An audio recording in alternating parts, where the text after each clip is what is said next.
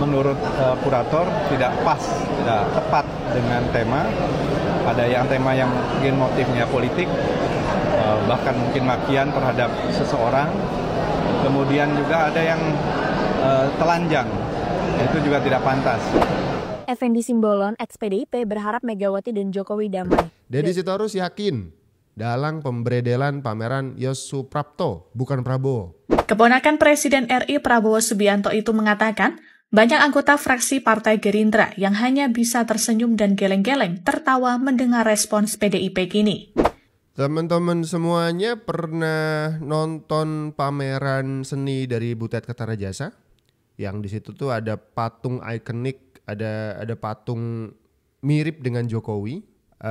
Pameran seni itu juga dihadiri oleh Ibu Megawati Soekarno Putri dan orang-orang Partai PDIP. Kenapa? Karena tema seni itu sangatlah cocok dengan suasana batin orang-orang PDIP, terutama Ibu Megawati Soekarno Putri yang sedang benci-bencinya dengan Pak Jokowi waktu itu.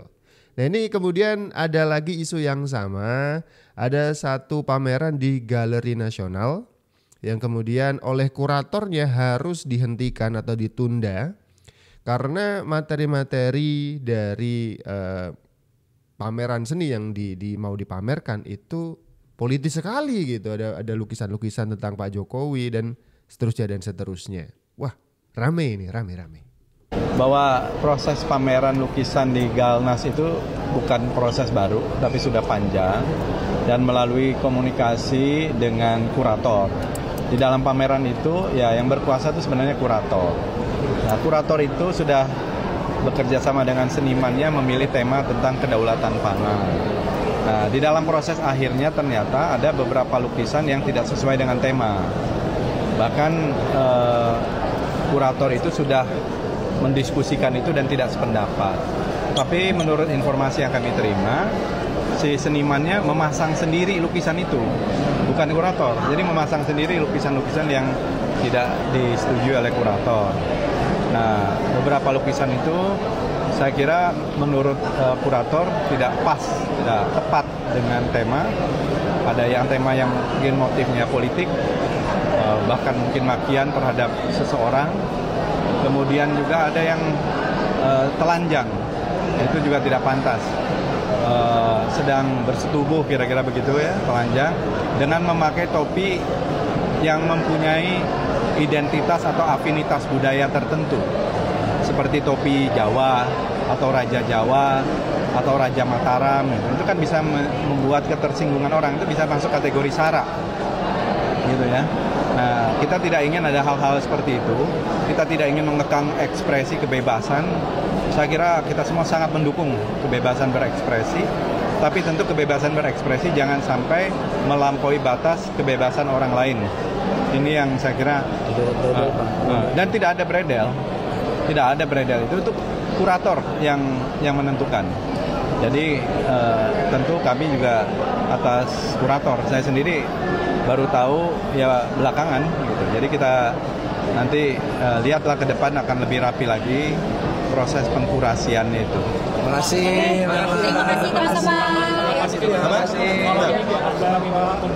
Nggak ada. Tidak ada pembungkaman, tidak ada beredar. Kita ini mendukung ekspresi, kebebasan berekspresi. Tapi juga tadi itu kan ada dong. Misalnya kalau Anda misalnya lagi temanya misalnya soal pangan, kok ada nginjek-nginjek orang misalnya gitu ya. Kemudian atau ada yang dianggap nanti penghinaan terhadap. Oke, langsung Fadlizon turun tangan nih. Gak ada tuh yang disebut pemberedelan, gak ada. Ya namanya ada kurator sebagai tugas untuk mengkurasi karya seni yang dipamerkan. Kan sesuai dengan temanya kan pangan gitu ya. Jadi terasa politis sekali ketika ada apa istilahnya lukisan-lukisan yang bertema Raja Jawa lah, menginjak-injak kepala orang, itu mungkin yang menurut Fadlizon kuratornya itu kurang sepakat. Ya namanya kurator ya yang ditugasi oleh Gatnas ya, apa namanya? Galeri Nasional, Galnas gitu. Galeri Nasional untuk menyesuaikan pameran yang sedang berlangsung di Galeri Nasional gitu. Tapi saya yakin nih, ini bentar lagi bakal jadi pintu masuk isu untuk menggoreng, nyerang Jokowi. Yakin saya. Muncul kan, muncul. Ini dari mana nih? Suara.com. Boleh. Hari Minggu 22 Desember. Deddy Sitorus yakin dalang pemberedelan pameran Yos Suprapto, bukan Prabowo, yang minta mantan presiden. Wah, Ibu Mega. Mantan presiden banyak bang. Siapa nih, Ibu Mega atau Pak SBY? Makna aku gak ngelem-ngelem ya. Mungkin saya hanya bisa membaca hadisnya Rasulullah ini tadi. Tapi saya tidak memuji-muji, ini tenanan nih Pak. Kaya sampean rong karwane kuat. Pak Jokowi mimpin Indonesia mbiyen pirang tahun? 10 tahun bisa berakhir dengan baik. Kan berakhirnya dengan baik. Mulai neng Solo ya aman. Lah, 10 tahun Pak. Dilokne opae? Dilokne opae? Dilokne PKI. Apa nih? Plonga-plongo. Dilokne apa nih? Fir'aun iki Fir'aune muni iki. Dilokne apa nih? Tukang Cina. Utusan, turunan. Nah, dilokne turunan Cina dan sebagainya. Dilokne memang apa pira? Tak hitung memang. Dilokne plonga-plongo. Apa nih, Mang? Fir'aun. PKI, anti asing dan sebagainya. Wes pokoknya wakeh. Padahal beliau itu presiden, mari kuwi sing ngelokne koyo ngono, Pak. Cara aku ya urung karwane kuat, cara aku presiden ngono tenan tak goleki wong iki. Wah, cah iki to gecek kae ngene. Wah iki Margono ya. Leh golekne sepur tumbuk. Giles sikile ngono. Harus sehina itu untuk menyerang presiden ketujuh kita Pak Joko Widodo. Ya. Jokowi dihina dalam sebuah lukisan begitu, atau kalau butet dalam bentuk patung untuk merendahkan presiden ketujuh kita.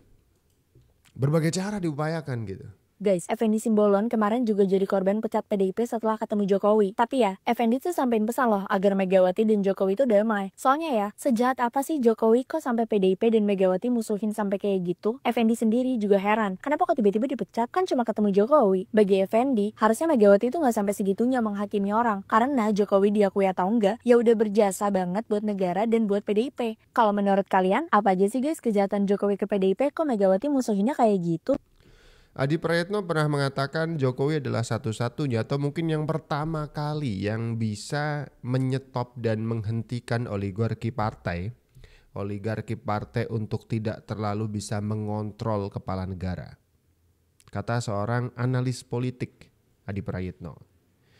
Jadi mungkin dari situ saya bisa mengerti dan memahami kekesalan Ibu Megawati karena dia ngerasa punya petugas partai yang sekarang jadi presiden tapi susah diatur, susah dikasih request.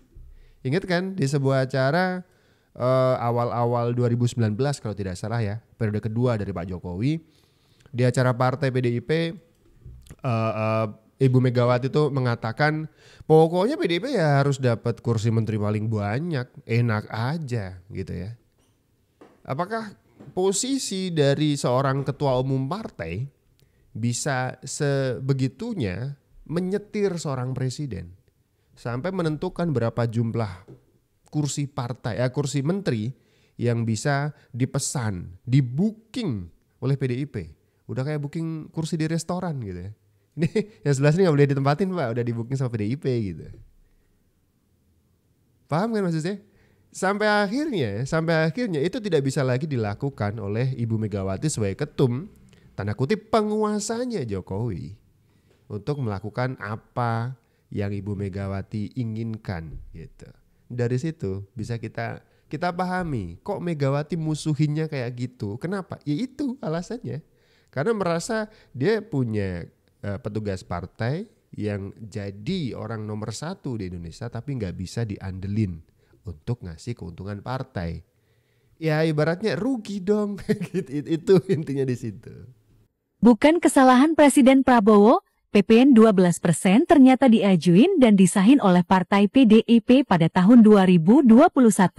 Ini buktinya. Kalau balik lagi ke tahun 2021 yang ajuin dan ngesahin PPN 12% adalah PDIP, terus sekarang yang mengkritik PDIP juga.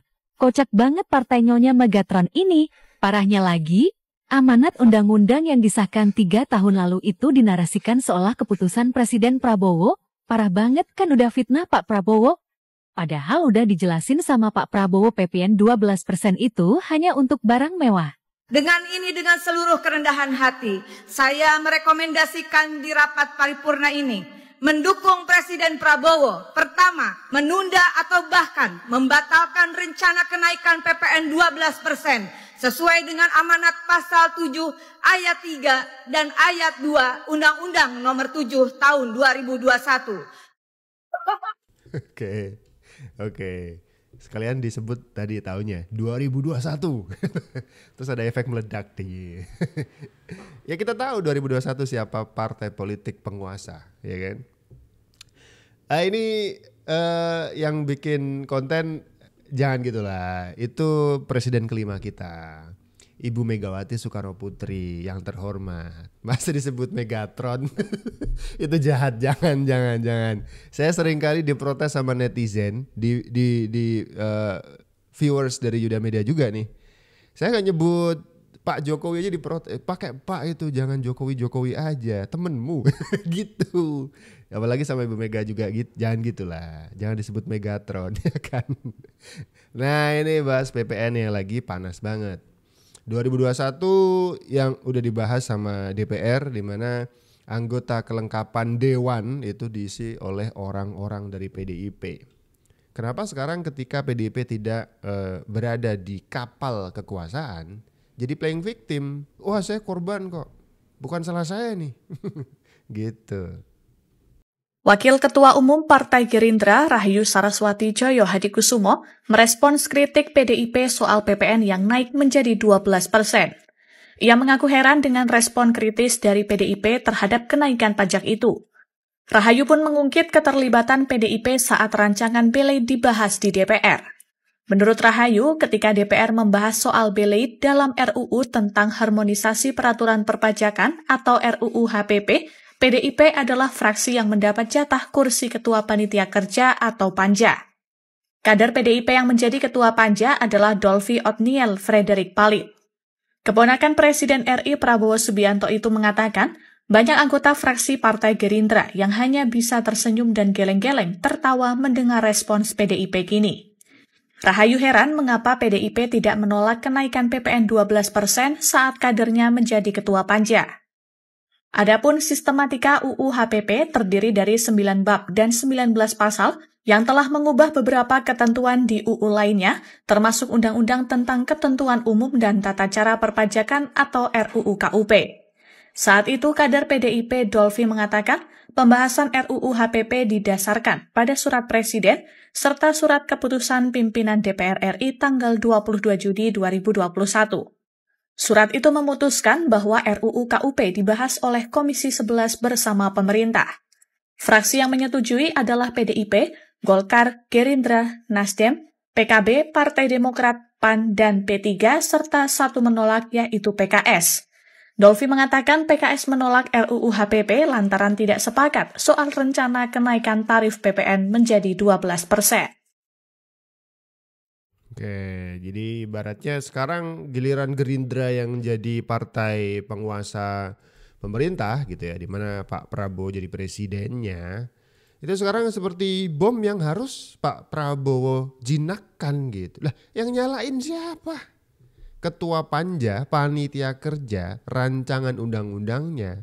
Ketua dari anggota yang ngebahas yang masih dalam bentuk rancangan waktu itu adalah ketuanya PDIP. Ketuanya PDIP. Dan sekarang harus diselesaikan oleh orang lain. Jangan gitulah. Jangan begitu. Untuk jadi alat serang harusnya ya berkaca dari apa yang sudah dilakukan ke belakang gitu. Kan ada jejak digital lah minimal. Netizen bisa ngulik-ngulik sampai ke bawah tuh gampang sekarang. Jadi bukankah ini jadi lucu begitu ya? Kalau menurut kalian seperti apa? Coba tulis komentar kalian di kolom komentar di bawah ya.